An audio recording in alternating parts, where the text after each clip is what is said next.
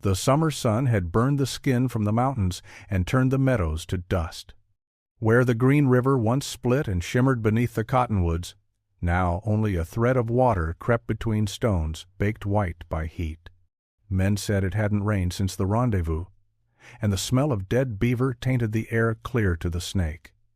At Fort Bonneville, the wooden gates sagged, and the sentries no longer bothered to stand them straight. Powder was low, flour was gone, and the trappers' men, who had survived blizzards, Blackfeet, and every kind of hunger, had grown quiet. They had faced hard seasons before, but never one that took the water. It was said the Wind River tribes had moved east in search of running streams. Even the wolves had gone. Each morning a few more mules collapsed in their traces, their ribs rising like hoops through hide. The carcasses swelled in the sun and burst by noon. In the middle of that dying valley, a single figure still worked metal. He was called Elias Reed, though few used the name. The men of Bonneville's post called him Mad Reed, and they spat the words as if madness were catching. He was a blacksmith by trade, once from Street Louis. He'd come west with a wagon company in '29, drawn not by furs or fortune, but by what he called the pure air of invention. He had built rifles for trappers, iron shoes for mules, and hinges for the fort's gates. But lately his mind had turned to stranger things. Every morning before the sun lifted, he set to hammering in a lean-to of his own design, a forge cobbled from river stone and bear grease, its bellows made of buffalo hide stitched with sinew. The noise carried across the valley like cannon fire. When the men passed, he would raise his head and speak to them with the unsteady conviction of a prophet. "The mountain holds water in her breath," he said. "If a man learns to draw it out, he can feed the land." They laughed at him, those trappers and freighters hardened by, cold and blood. Some said he'd gone mad from lead fumes. Others claimed he'd buried a keg of whiskey behind his shed and drank it a cup at a time till the world blurred. Still, there were nights when they watched him from the palisade hammer, flashing in the moonlight, sparks rising like fireflies into the dry wind, and they wondered if maybe he knew something they did not. Inside his shed, Reed worked on what he called the air wheel. It was a contraption no bigger than a wagon cart. 4 arms of pine joined around a central shaft, each fitted with thin tin scoops shaped like ladles. Beneath it, he'd carved a crude piston from hickory, greased with tallow, set into a hollowed log. The theory, he explained to anyone who'd listen, was simple. The mountain winds would turn the wheel, which would drive the piston, which would draw moisture from the air and funnel it through linen filters into a basin below. No one understood him, least of all the men who depended on the filters. Next rain. Charles Larpenteur, in his later memoir, 40 Years a Fur, trader on the upper Missouri, would describe such dry seasons as the great equalizer. In drought, he wrote, even the proudest hunter bends his back to find a drink. It was that kind of summer now, one that turned every man into a supplicant of the sky. By late July, Bonneville's herds were gone. The beaver streams had shrunk to muddy threads, and the pelts left to dry in camp turned brittle and cracked. The fort's trade wagons, once bound for the rendezvous, stood half-loaded and abandoned. There was no profit in fur without water to tan it. Reed walked among them, his hands black with soot, and the men turned away. When a horse broke a leg on the dry clay flats, they blamed him. When a cask of powder went damp and failed to fire, they cursed his devil's machine for drawing the life from the air. "Ain't no wind gonna make water," one trapper muttered. "That fool's blowin' his own dust." Yet Reed never answered anger with anger. He merely nodded, took up his hammer again, and went back to the forge. Those who knew him before the mountains few, as they were, said he had once worked at a Street Louis foundry along the Missouri, designing pumps for the city's mills. A flood in '28 had swept his shop away, along with his wife and 2 small children. He never spoke of it directly, but sometimes, when the nights grew still and the coyotes sang, men heard him whisper, "Water took everything from me. Maybe it'll give something back." By August, the river was gone. The last flow through Green River Basin had sunk underground, leaving only shallow pools rimmed with salt and the stench of rot. Bonneville himself was absent off to trade with the Shoshone, so it fell to the fort's handful of men to hold out against thirst. The journals of those days, preserved in scraps, speak of reed grass ground into meal, of coffee brewed from pine bark, of tempers, stretched thin as whipcord. 2 men fought over a barrel of stagnant water and shot each other dead before dawn. Through it all, Reed's hammer never stopped. He scavenged tin from broken kettles, brass from rifle fittings, even nails from the fort's palisade. The sound of his work became a rhythm against despair. When the wind blew, the men cursed it for carrying dust. Reed blessed it, whispering as though the air itself could hear. One morning, a half-starved boy wandered from the camp to watch him. The boy's name was Joseph, barely 12, orphaned when his father died on the trail from Independence. Reed showed him how the gears meshed and turned, how air pushed through the piston's valve. "See, lad? The sky's full of breath. We just need a way to drink it." The boy nodded, not understanding, but the words stayed with him. Years later, Joseph would tell a traveler about the madman who made the wind turn water. By the time Bonneville returned, the valley was a graveyard. Reed's machine stood half-finished, its arms stilled, its scoops coated in dust. The commander took one look and ordered it torn down. "We need men on guard, not chasing ghosts," he said. Reed obeyed, but as the soldiers hauled away his work, he stood by in silence. That night he wrote in his ledger, a small notebook he kept wrapped in oilskin, "If the earth denies her rivers, I shall make my own. They may call it madness, but every good thing begins so." He closed the book, doused his forge, and waited for morning.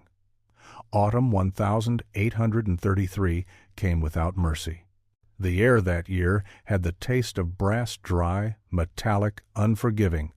By September, the aspens above the Green River had already dropped their leaves, and the snow line crept down the Wind River Range weeks too soon. The trappers called it the year the mountains forgot rain. Fort Bonneville, that proud experiment of Captain Benjamin Bonneville's ambition, now stood hollowed by wind. Half its men had gone east to find better trade. The rest lingered only because there was nowhere else to go. The hunters brought in more bone than meat. The forge, once the heart of the fort's work, had turned cold except for the one man they called Mad Reed. Elias Reed was the last spark in the ashes. He had moved his forge closer to the riverbed, to a patch of hard ground where the last seep trickled through gravel. There, with smoke rising in thin blue cords, he hammered out shapes no man could name. Rings of iron, small cogs with filed teeth, rods smoothed by hand, all arranged on a plank like relics from another world. "Look at him," said Tom Fitzpatrick, veteran of the Ashley expeditions, his voice rough with contempt. "Ain't satisfied with God's river. Now he wants to make his own." Jim Bridger, who sat nearby mending a trap chain, squinted toward the smoke. "Let him be, Tom. The man's half crazy, but he's quiet about it." "Quiet ain't harmless," Fitzpatrick muttered. "A fool, with fires as dangerous as a crow with whiskey." They laughed, but there was bitterness under it. In the fur country, a man's reputation was coin. To be branded a fool meant losing the only currency that mattered, respect. Reed bore the name Iron Fool now, whispered like a curse between mouthfuls of rancid jerky. Still, he worked. Each evening, as the sun set behind the Uintas, Reed recorded his progress in a small leather-bound book. His handwriting was careful, deliberate, as though each word had to earn its right to exist. Sept 18, 1833. The wheel turns at last. Bearings cut from pine held a full rotation before cracking. We'll attempt elk-bone next. The wind must be steady. The mountain's breath never fails. Sept 20. Fitzpatrick says, "I steal his tin." I told him truthfully, I took only what the fort no longer needs. A man cannot steal from decay. The pages, smudged with soot and grease, read like fragments of a mind divided between science and prayer. His machine had changed since summer. The air wheel now stood taller, its shaft braced with willow struts, its blades cut from flattened kettles and tacked into shape with rivets pounded from lead shot. When the wind gusted from the north, the blades groaned and turned. The wheel creaked like an old ship at sea. Beneath it, a wooden piston pushed in rhythm, drawing air through a set of linen filters stretched across a funnel. Reed claimed the device could coax moisture from the thin mountain air. "Draw the sky down to the earth," as he put it. "Sky water," the men jeered. "Next he'll be making meat from clouds." But there were some who didn't laugh. Mary Reed, his wife, pale and patient as frost, believed in him. She tended to the sick, kept what little order remained in their camp, and quietly brought him what scraps she could salvage from the fort's dwindling stores. She had buried 2 children before they crossed the Missouri. She knew what loss looked like, and she saw something different in her husband, not madness but refusal to surrender. When a trader named Louis Vasquez stopped by on his way south to Taos, he lingered near Reed's forge and asked to see the device. Reed showed him, speaking with the solemn pride of a craftsman unveiling a secret. Vasquez listened, nodding slowly. "You truly think this wind can make water?" he asked. "I think," Reed replied, "that the world gives us what we ask of it if we ask in the right tongue." Vasquez told the story later at Fort Davy Crockett, half mocking, half in awe. "There's a blacksmith up north," he said, "talking to the sky like it's a partner in trade." By October, the frost had come down hard. Men's boots froze where they slept. The Green River turned to crystal plates at dawn, cracking by midday into glittering shards. The fort's herds were gone, most of the mules had been butchered. Bonneville himself had retreated east to Wind River. And still Reed hammered. His forge burned sagebrush and splinters scavenged from the fort's walls. The air wheel turned in fits and starts, whining against the cold. Once, in a sudden burst of wind, the gears caught and spun freely for nearly a full minute. Reed stood watching, his hands trembling as the piston groaned and the linen funnel darkened with dew. He shouted for Mary. Together they held a tin cup beneath the funnel's mouth. From it fell a single drop, clear, cold, and real. For a heartbeat, hope flared. Then the wind died and the wheel stopped. Reed stared at that drop as if it were a jewel. He lifted it to the light and whispered, "Proof enough." But proof meant little to hungry men. When word spread that Reed was still using the fort's metal to feed his fantasy, tempers rose. Fitzpatrick led a group to his forge one night, drunk on cheap whiskey. They kicked over his bellows, scattered his gears into the dust, and called him a curse on the valley. "Your machine's killed." "More men than the drought," one shouted. "You waste what's left while the rest of us rot." Reed did not fight them. He simply watched, his eyes hollow, the fire reflecting in the glassy sheen of tears he refused to shed. After they left, Mary found him on his knees, gathering broken parts in the dark. His hands bled freely where the metal had cut him. "They think I'm mad," he murmured, "because they've forgotten how to hope." That night he rebuilt the forge with what pieces remained. By dawn, smoke once again curled from the valley floor. In later years, men would tell stories of that winter, how the snow came early, how wolves roamed the flats bold as thieves, how hunger drove them near to cannibalism. The journals of Charles Larpenteur speak of forts gone ghostly, where men measured time by how long a horse would last. But in those same pages, he recorded something curious, rumors of a man near Bonneville who turned the wind to water.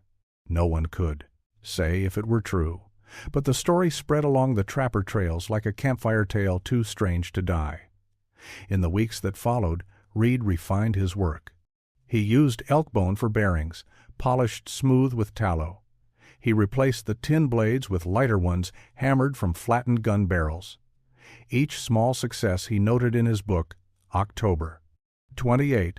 Bearings hold firm, moisture yield uncertain, must scale the wheel higher to catch steady air. November 3. The men keep away, fine by me, progress requires quiet. By mid-November the wheel stood taller than a man. It caught the mountain winds and groaned like a living thing. Reed's hair had turned to iron gray, his face hollow from long nights without rest. Yet there was light in his eyes, fevered, yes, but full of purpose. The last entry from that season reads, "If winter takes us, I will not go down begging. I will make the sky give us what the earth denies."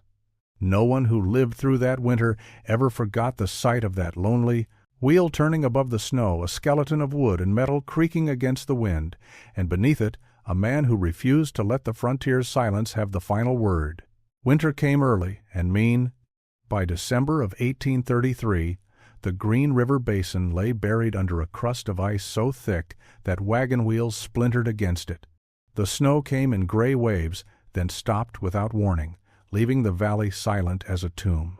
The men at Fort Bonneville learned to measure life not by days, but by rations left. When the last mule fell, they boiled its hooves for soup. When that was gone, they ground frozen beaver tails into paste. Charles Larpenteur would later write of such winters, "The fur country never forgives. She takes her toll in flesh and reason." Those words might well have been carved above the gate of Bonneville's post, for the toll that year was crueler than any war. Inside the fort's log walls, a dozen men still clung to duty. Most were trappers stranded when the mountain passes froze shut. The nearest supply line was 200 miles of snow and stone away. Hope, like the river, had vanished beneath the ice. And still, Elias Reed worked. His forge had gone cold weeks earlier, for there was no fuel left to burn. Yet each morning he trudged through the drifts to check his air wheel, now buried to its hub in snow. The great wooden blades sagged under frost, creaking like bones when the wind pressed them. Mary Reed followed him sometimes, wrapped in a quilt of tattered buffalo hide. She never spoke as he brushed snow from the gears and turned them by hand, whispering to the machine like a shepherd tending a wounded lamb. "She just needs breath," he'd say. The mountains still breathing somewhere. The others no longer laughed. Hunger had burned away their scorn. What remained was fear. They called Reed's machine cursed. They said the wheel had stolen the river's spirit, and until it was torn down, the valley would stay dry. Some swore they heard it groan at night, turning by itself though the wind was still. One man, half mad from frostbite, claimed he saw sparks dancing along its rim like the devil's forge, he said before dying 2 days later. By January, 3 graves lay behind the fort.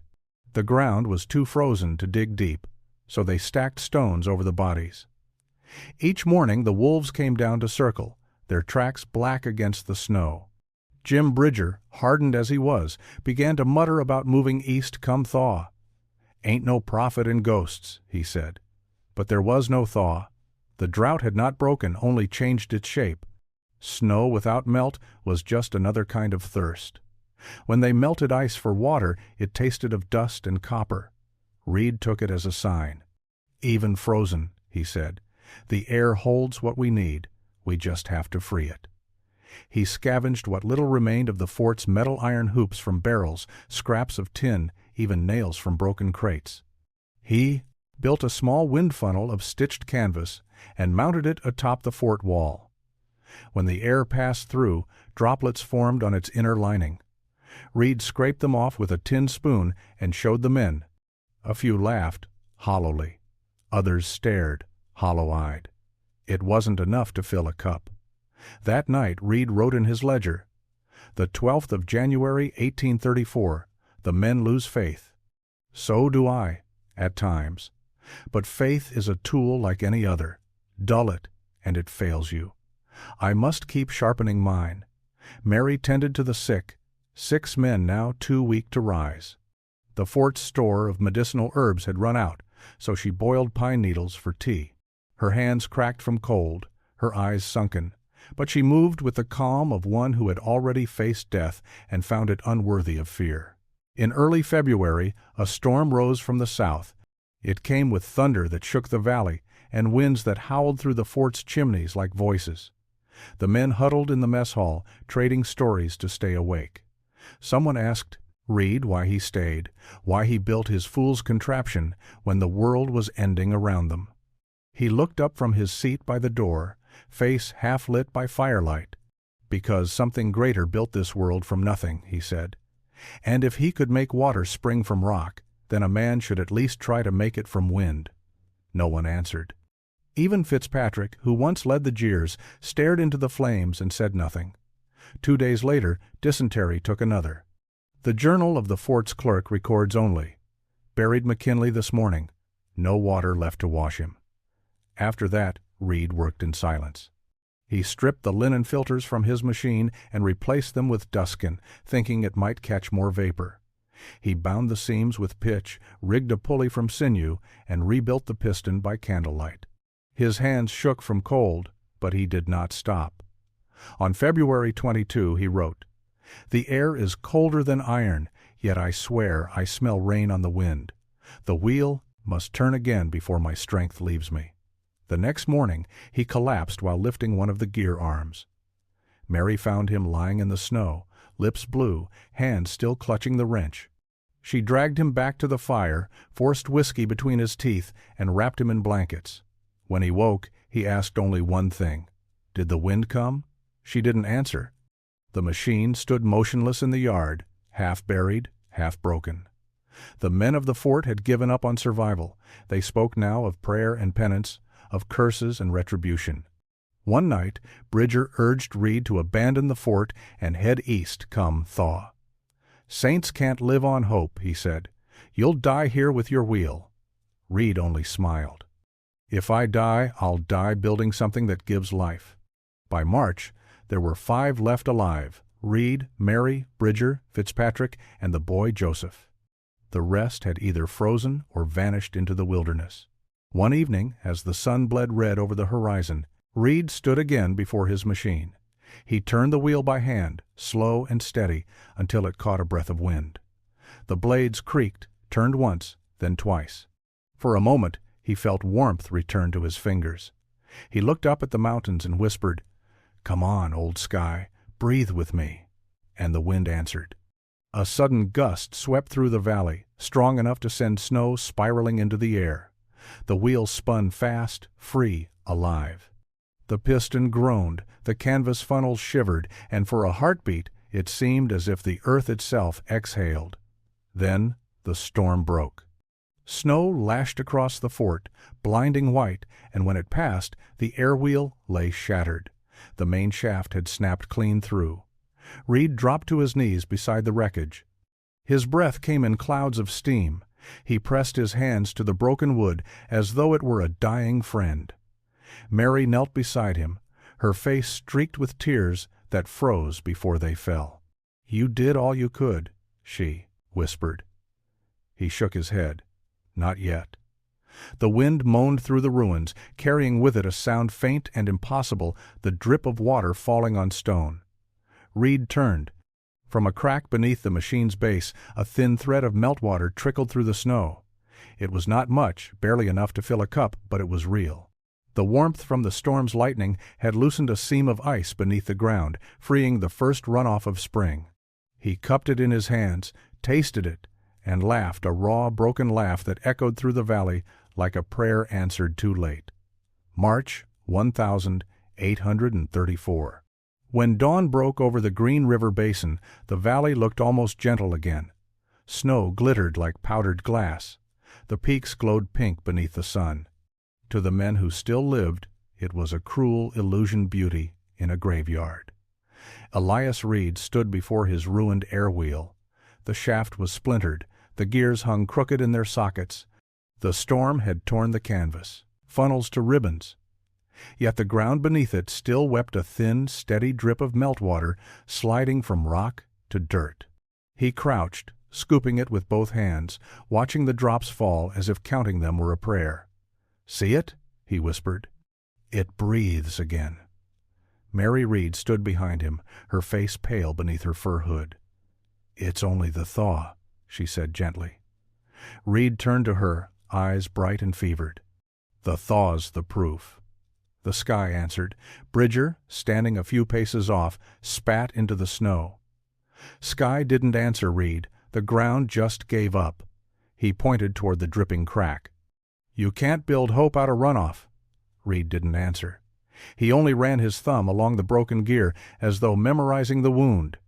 "If it turned once," he said softly, "it'll turn again." Over the next week, he set to work rebuilding. There was no more metal to spare, so he carved new gear teeth from elk bone. The shaft he spliced from 2 wagon axles bound with rawhide and pitch. His tools were dull. his hands blistered and bleeding, but he worked as if time itself depended on the next rotation of that wheel. Mary brought him food he would not eat. At night she'd find him asleep in the snow, leaning against the machine, his coat stiff with frost. Bridger and Fitzpatrick begged him to stop. "You'll die for a fool's dream," they said. But Reed had crossed a line no man could call back from that quiet border between invention and madness. On the 7th morning, the wheel stood ready again. Smaller now, rougher, but whole. Reed waited for the wind. The mountains were still. He whispered to the sky, "Just one breath." None came. Hours passed. The wheel did not turn. By dusk, Reed still stood there, staring at it, a man willing the heavens to move. When Mary touched his arm, he didn't flinch. He only said, "Maybe faith isn't asking the wind to blow. Maybe it's building the wheel anyway." Then he walked back to the fort, leaving the machine in silence. That night, the drip beneath the ice slowed, then froze. The wheel stood motionless against the stars, a wooden cross on the white frontier. The first green of spring rose slow in the basin, as if the land were unsure it could trust warmth again. By April, the ice had broken, the river stirred with snowmelt, and the prairie hens came drumming back to life. The trappers who'd stayed through the winter emerged from their cabins like ghosts, blinking into a world remade. Elias Reed did not live to see it. He'd taken sick before the thaw, lungs filled with the damp he'd breathed, working beside that cursed wheel. When Bridger and Mary found him, he was sitting upright against the machine, hat in his lap, eyes half open, as if still watching for the wind. They buried him at the foot of the slope, beneath the stone he'd carved for himself. Here turns the air. By the time the spring rendezvous came, only a handful of different men remained at Fort Bonneville. The trade had shifted eastward, pelts scarce, beaver nearly trapped out. The basin felt like a forgotten corner of the earth. But those who passed through that season told strange tales. They said the creek that fed the Green had grown stronger, clearer, and steadier than anyone remembered. The locals began calling it Reed's Runoff. Bridger laughed it off as luck of the thaw, but even he couldn't deny that the trickle beneath the old wheel ran year-round now. Larpenteur mentioned it once in his journal that summer of '35, a peculiar sight at Bonneville's defunct fort, a ruined contraption of wood and bone, standing by a shallow spring that issues clear water. The men claim a lunatic blacksmith made it to summon rain. I laughed, yet found myself oddly stirred by the notion. Over the years, trappers vanished, trails shifted, and the basin emptied. The wheel rotted to splinters, buried by flood and time. Mary Reed went east some, said she remarried near Independence, others that she died on the trail. But the story didn't die with her. By the 1,842nd, emigrants heading west along the Oregon and California trails began hearing the legend from guides and scouts. Around the campfires they spoke of Mad Reed, the mountain tinker who tried to make water out of air. Some said his ghost still turned the wheel when the valley went dry. Others swore that if you listened close on a still morning, you could hear the creak of his gears beneath the wind. Then came the settlers. In 1841, a wagon party bound for Fort Hall took a wrong bend north and camped where the Green curved shallow through a hollow of sage. Their oxen were near spent, their barrels dry. They found the spring by accident, a thread of cold water running through clay. It saved them. They stayed. Built a cluster of dugouts, named the place Reed Hollow. By the next year, it was a stop for westbound trains, a narrow patch of meadow that offered fresh water and rest before the ascent. Some called it Providence Spring. Others kept the old name out of habit. But for decades, whenever a drought hit the valley and water still trickled from that ground, the locals said it was Mad Reed's doing. Years later, an aging trapper, Bridger himself, gray and half-blind, rode through the basin with a small survey team. He'd become a legend by then, his name carried with the weight of the frontier itself. When they reached the creek, one of the young men said, "This the place they call Reed Hollow?" Bridger nodded, slow. "Aye, that's the one." They dismounted near the water's edge. The spring ran steady, fed by an unseen current deep in the rock. Someone had set a wooden pipe to guide it into a trough for cattle. Bridger crouched beside it, cupped his hands, and drank. The water was cold and sweet. When he rose, his breath fogged in the chill morning air. "He weren't so mad after all," he said quietly. The surveyor chuckled. "You knew him then?" "Didn't just know him," Bridger said. "I thought him touched by spirits. But I'll tell you, I've seen a man die in blizzard and rise with the thaw, and it didn't surprise me half so much as that fool blacksmith making water where there was none." In the decades that followed, Reed's story slipped between fact and fable. Scholars who studied the fur trade mentioned him only in footnotes, a curious myth of the Green River frontier. The Museum of the Mountain Man in later years displayed a crude diagram titled Elias Reed's Wind Engine, 1833 artist's interpretation. Modern hydrologists who mapped the region found a small artesian seep beneath the old fort site, a geological quirk, fed by deep groundwater that surfaced through a fracture line. They called it coincidence. But among the reenactors, the living historians, the old-timers of Pinedale and Daniel, the story remained something else. They say Reed didn't just try to draw water from the air, he drew belief from the impossible. In a land that killed the weak and mocked the dreamers, he'd built a machine not for profit or pride, but for the stubborn hope that a man's hands could wrestle mercy from the wind. Even now, on still evenings when the basin holds its breath, some swear they hear it, the faint, rhythmic creak of a wheel turning somewhere beneath the sage. And the green keeps flowing, year after year, as if the sky remembers. By the time the thaw came, no one in the valley expected Elias Reed to be alive. The winter of 1834-35 had stripped the Green River Basin bare, wolves starving, trappers scattered, the fort left to rot under drifts of snow. When Bridger rode east that March, he thought Reed was already a ghost, but Reed had endured. Hidden in the narrow cleft where he'd first seen water bleed from stone, he built a shelter from willows and elk hide. His body was thin, his beard thick as moss, but his eyes burned steady. He had learned something that winter, not from books or machines, but from watching how frost gathered on rock and melted at dawn, how air itself carried breath when all else was dead. He carved new blades from pine and bound them with strips of buffalo hide. The wheel was smaller, simpler. He no longer sought to pull water from the sky. He meant to guide what the mountain gave, condensing mist from cold air as it met the warmth of the basin. When the snows melted, the trickle returned. It ran down the hollow he'd dug the year before, this time steady as a pulse. Reed followed it, shaping shallow trenches with his spade. Day after day, the water crept further downhill until it reached the meadow below. Mary Reed found him there one morning.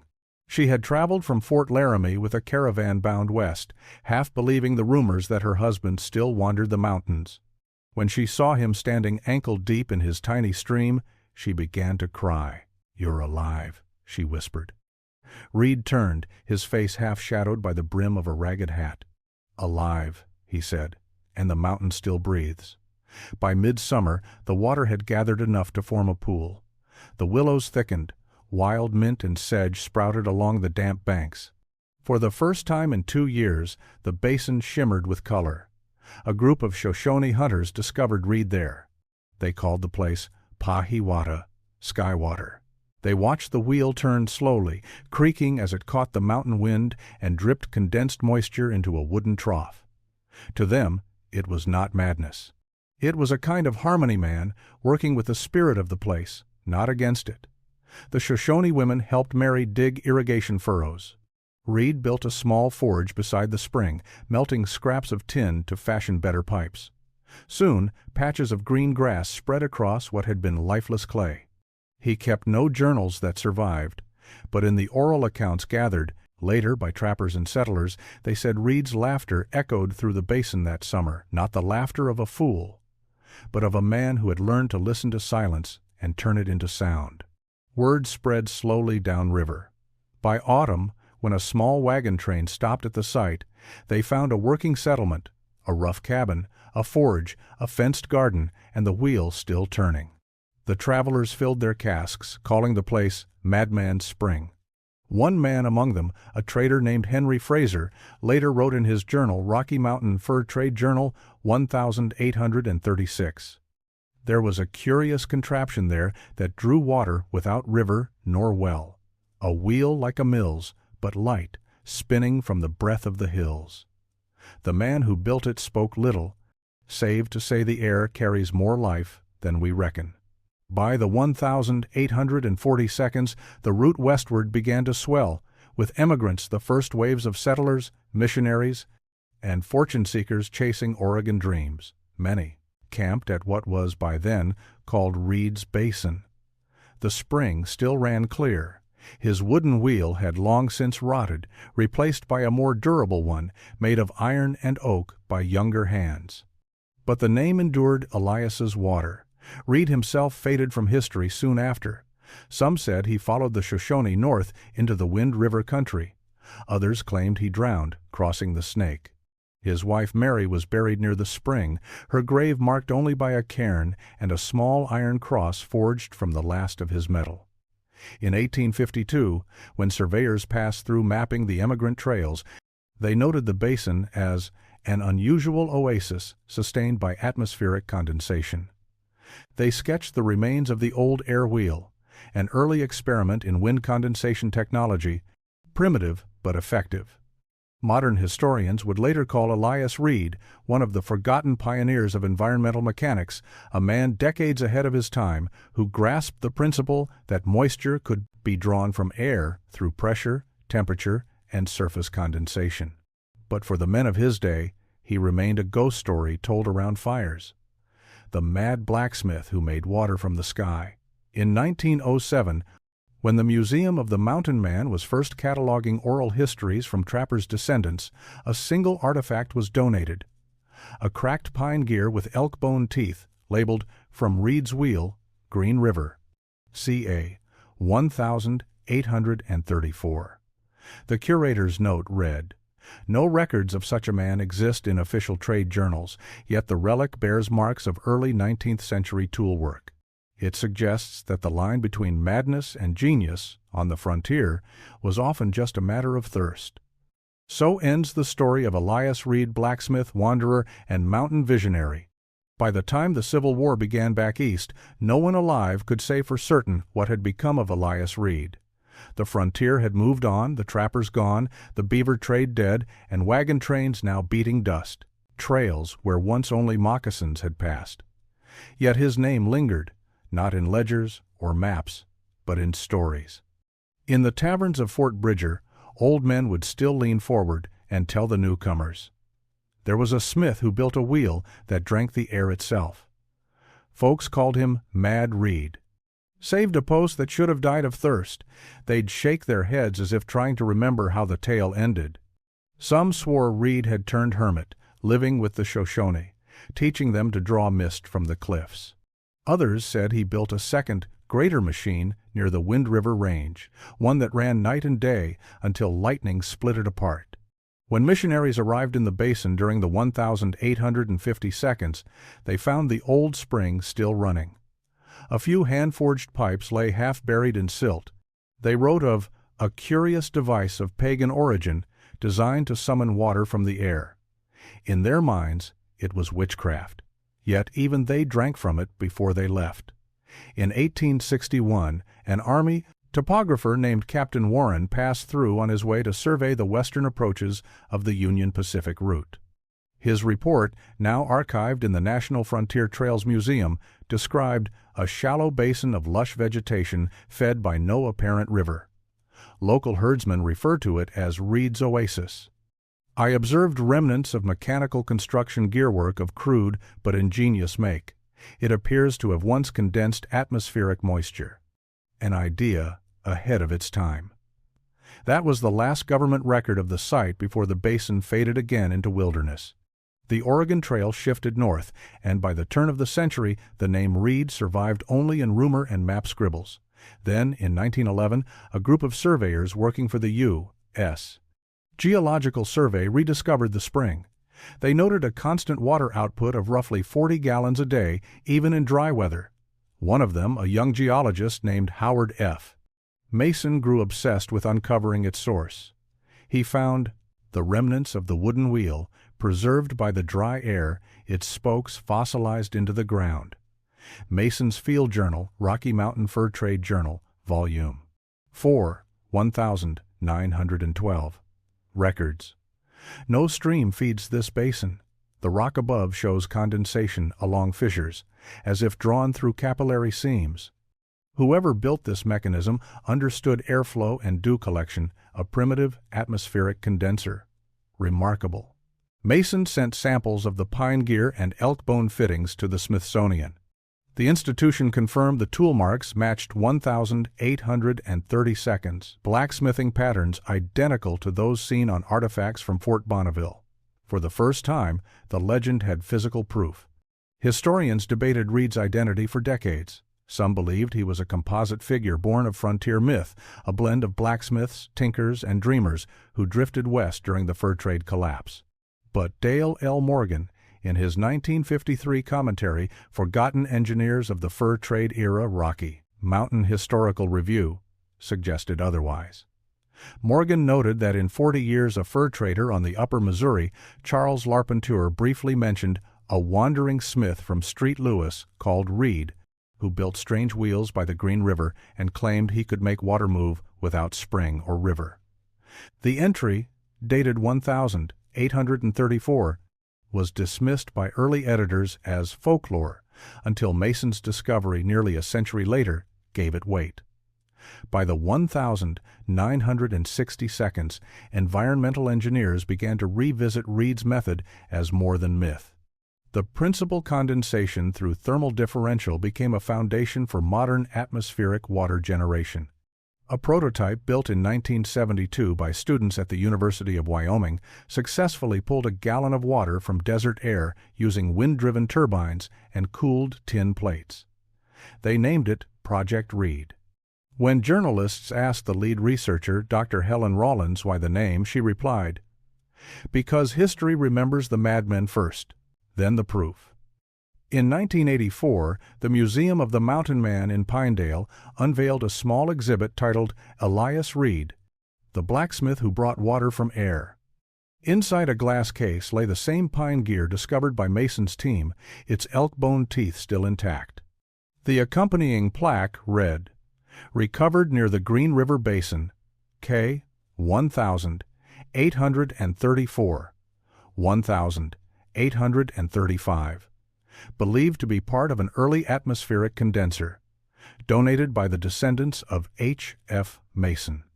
The story of its maker remains one of the great enigmas of the American West. Visitors sometimes asked if the story was true. The curators would smile and say, "As true as anything out here." Today, hikers who follow the old trapper trails west of Daniel, Wyoming, can still find a shallow depression in the earth, where willows grow greener than the grass around them. Locals call it Reed's Basin, though few know why. If you stand there at dawn, when the mountain fog drifts low, you can hear a faint creaking sound the wind makes through the willows. Some say it's only the breeze. Others swear it's the ghost of a wheel still turning. A plaque installed by the Sublette County Historical Society in 2005 marks the site, Elias Reed C. 1,835. Blacksmith, dreamer, frontiersman, built a wind-driven device said to draw water from the air. Legend or fact, his spring sustained travelers for generations. It ends with a line Reed himself might have spoken. Maybe faith isn't asking the wind to blow, maybe it's building the wheel anyway.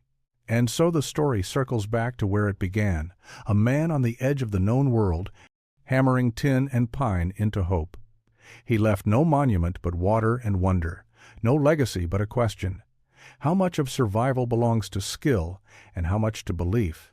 For the mountain men who once called him mad, his contraption was folly. For the settlers who drank from his spring, it was salvation.